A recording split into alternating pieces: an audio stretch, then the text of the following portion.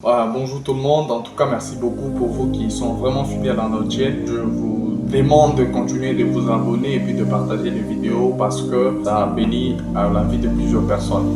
En fait aujourd'hui j'aimerais parler de quelque chose. Depuis un temps je sens que la chose est vraiment dans mon cœur et facilement j'ai compris que Dieu veut que je puisse partager cette vérité avec une personne exactement que toi tu es. Tu dois être exactement en train de passer un temps de ta vie où tu sens que le ténèbre est en train de prendre une partie de ton cœur et à cause de ça exactement tu es en train de passer un temps de culpabilité où tu es en train de te disqualifier de toute grâce. Dieu m'envoie te dire, ne te disqualifie pas là que lui t'a qualifié. Ne te disqualifie pas à cause de tes erreurs là que Dieu t'a qualifié. J'ai appris que Dieu, il est l'une des personnes, à tout prix, il passe son temps à exterminer le mal. Parce que quand vous analysez même la loi de Moïse, vous vous rendrez sûrement compte qu'il y avait un niveau de péché que Dieu ne pouvait pas pardonner. Quand on dit qu'un homme arrivait à coucher avec un animal ou en cas d'infidélité, on devait nécessairement lapider l'animal et également l'homme. Et en cas d'infidélité, on devait lapider les deux à la fois. Donc, vous allez vous rendre compte que Dieu, c'est l'une des personnes qui ne supporte pas le péché. Dieu passe son temps à exterminer le pécheur et même le pécheur.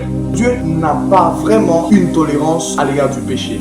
Dieu, il est apparu à Abraham parce que tous les hommes de la terre, ils étaient presque corrompus. Leur cœur ne s'est porté uniquement que vers le mal. Alors Dieu s'est tourné vers Abraham dans l'espoir d'obtenir d'Abraham une nation, une postérité, un peuple qui sera soumis à Dieu. Il a eu Isaac. Isaac était une réussite. Isaac a donné Jacob. Jacob était une réussite. Mais cependant, ce qui me plaît moi, c'est que Jacob n'a pas donné exactement un peuple qui était selon le cœur de Dieu, selon les attentes de Dieu. C'est ici que j'aimerais dire à quelqu'un, tu n'es peut-être pas ce que Dieu veut que tu sois, mais il y a une possibilité que tu deviennes ce que Dieu veut que tu sois.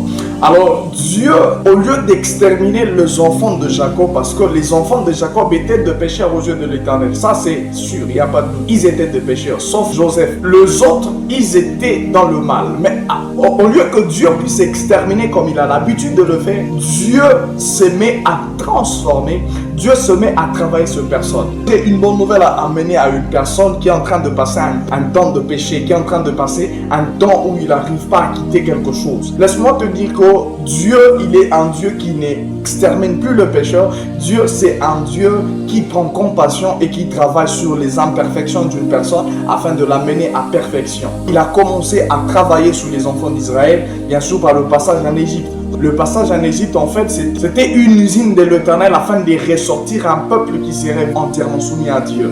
Les hommes, tout ce qu'on peut voir en toi, c'est un pécheur. Mais Dieu, au-delà de tes imperfections, il s'aperçoit une lumière. On a amené un jour devant Jésus une femme qui avait été attrapée en flagrant délit. Tout ce qu'on devait faire, c'était le lapider parce que c'était la loi que Dieu avait donnée jadis. Mais seulement, les choses ont changé. Ce n'est plus la lapidation. C'est maintenant travailler sur la personne, lui donner une seconde chance. Voilà le principe établi.